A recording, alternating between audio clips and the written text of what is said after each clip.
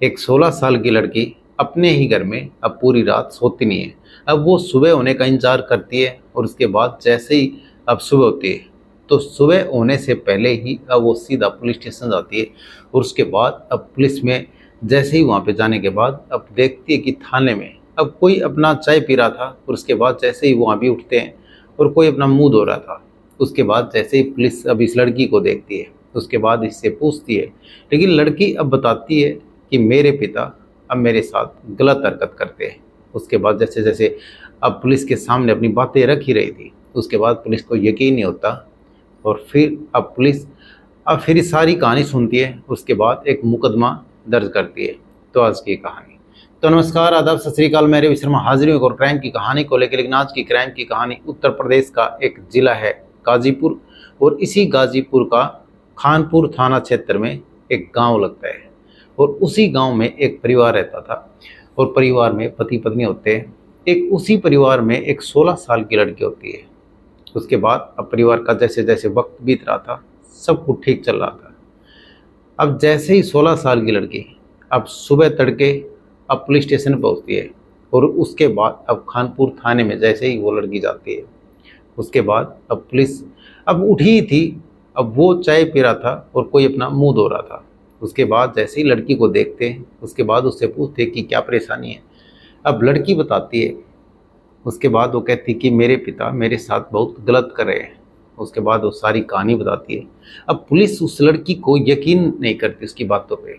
अब वो सोचती है कि लड़की जैसे जैसे बात बता रही थी अब वो अपने पिता के बारे में ऐसी बातें बता रही थी। अब पुलिस एक बार तो यकीन नहीं करती, उसके बाद जैसे ही पूरी कहानी बताती है अब फिर पुलिस अब मुकदमा दर्ज कर लेती है।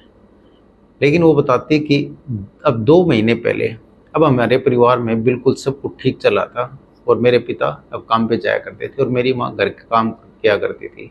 लेकिन मैं भी अपना हाथ बटाती थी काम में, जो भी कोई काम होता था। उसके बाद वो 16 साल की लड़की अब पुलिस के सामने सारी बात रखती है। अब वो बताती है आज से 2 महीने पहले सब कुछ ठीक चला था परिवार में। अब जैसे जैसे वक्त बीत रहा था सब कुछ अच्छा था। उसके बाद अब जैसे ही 2 महीने पहले एक रात आती है और उसी रात में अब मेरी माँ एक साइड में सोई हुई थी और मैं एक साइड में सोई हुई थी और मेरे पिता अब वो जैसे ही रात होती है अब तेज़ हवाएं चल रही थी और उसके बाद जैसे ही अब रात में अब मध्य रात्रि में मेरे पास आते और वो सो जाते। उसके बाद उस लड़की के पास अब अपनी ही बेटी के पास वो सो जाता है। लेकिन लड़की पहले कुछ समझ पाती, वो सोचती है कि पिता है। उसके बाद वो अब कुछ कह नहीं पाती। उसके बाद जैसे ही लड़की के साथ अब वो कुछ अजीब हरकत करने लगता है और छेड़छाड़ करने लगता है। उसके बाद लड़की उसका विरोध करती है और अपने पिता को अपने ही जगह जाके सोने के लिए बोलती है। उसके बाद वो अपनी जगह नहीं जा करके उस लड़की के साथ अब फिर से वो गलत हरकत करता रहता है। अब लड़की जैसे ही कुछ विरोध और ज़ोर से करती है उसके बाद उसके साथ मारपीट करता है। उसके बाद मारपीट करने के बाद उसको धमकाता है। अब लड़की डर जाती है, सहम जाती है और फिर उसके साथ एक एक कपड़े उतार के उसके साथ अपना गंदा काम करता है और मुंह काला करता है अपनी ही सगी लड़की के साथ एक पिता। अब मुंह काला करने के बाद अब फिर अपनी जगह जा कर के सो जाता है।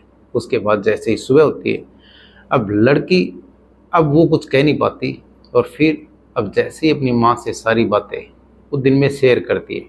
जब उसके पिता घर पे नहीं होते तब वो सारी बात बताती है। उसके बाद जैसे ही बात बताती है अब जो लड़की की माँ है वो ये कहती है ठीक है, मैं उससे जैसे ही घर आएंगे तो फिर पूछती हूँ। उसके बाद अब वो व्यक्ति जैसे ही घर में आता है तो फिर उससे वो उसकी पत्नी वो सारी बातें पूछती है। लेकिन वो अब उसको धमकाता है, अपनी पत्नी को भी धमकाता है और उस लड़की को भी धमकाता है कि घर से ये बात अगर बाहर गई तो तुम दोनों के लिए अच्छा नहीं होगा। उसके बाद दोनों डर जाती, सहम जाती है और फिर दोनों अब किसी से कुछ बताते नहीं है।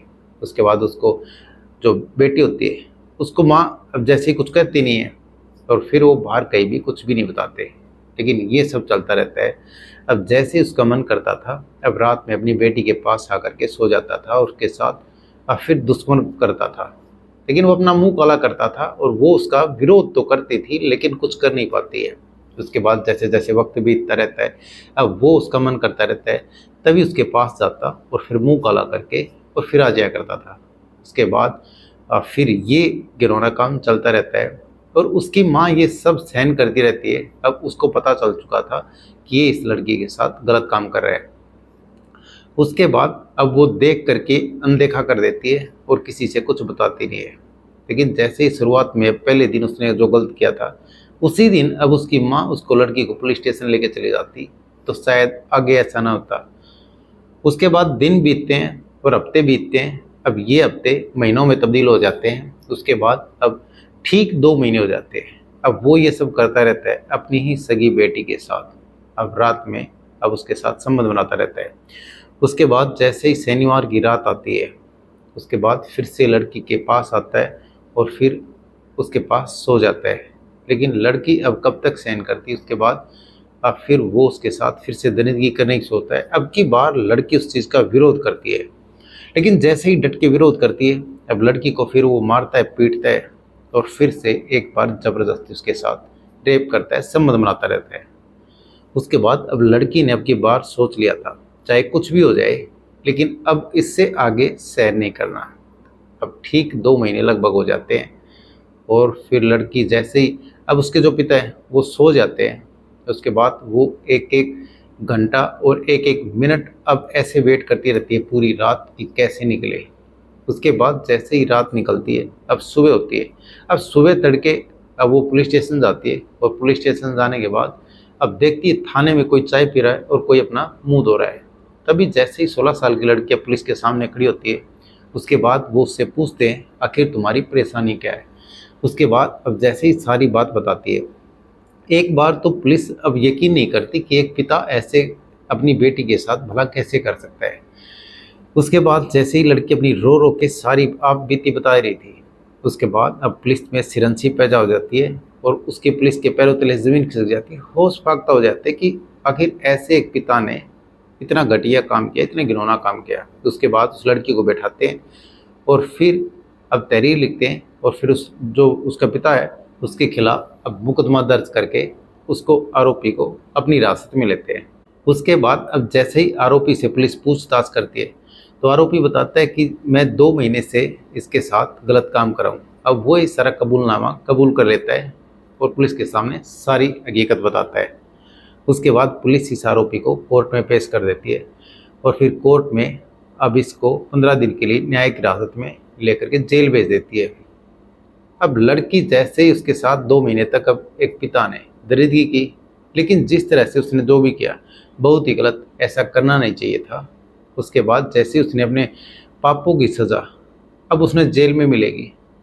तो कहानी सुनाने का मतलब किसी का दिल दुखाना नहीं, ये किसी की भावनाओं को ठेस पहुँचाना नहीं। ये कहानी सुनाने का मतलब आप सतर्क रहें, सावधान रहें। तो कैसी लगी आज की कहानी कमेंट सेक्शन में ज़रूर बताएं। वीडियो को लाइक कर दे, चैनल को सब्सक्राइब कर दे, बेल आइकन को प्रेस कर दे ताकि हर वीडियो का नोटिफिकेशन मिलता रहे। जय हिंद, जय भारत।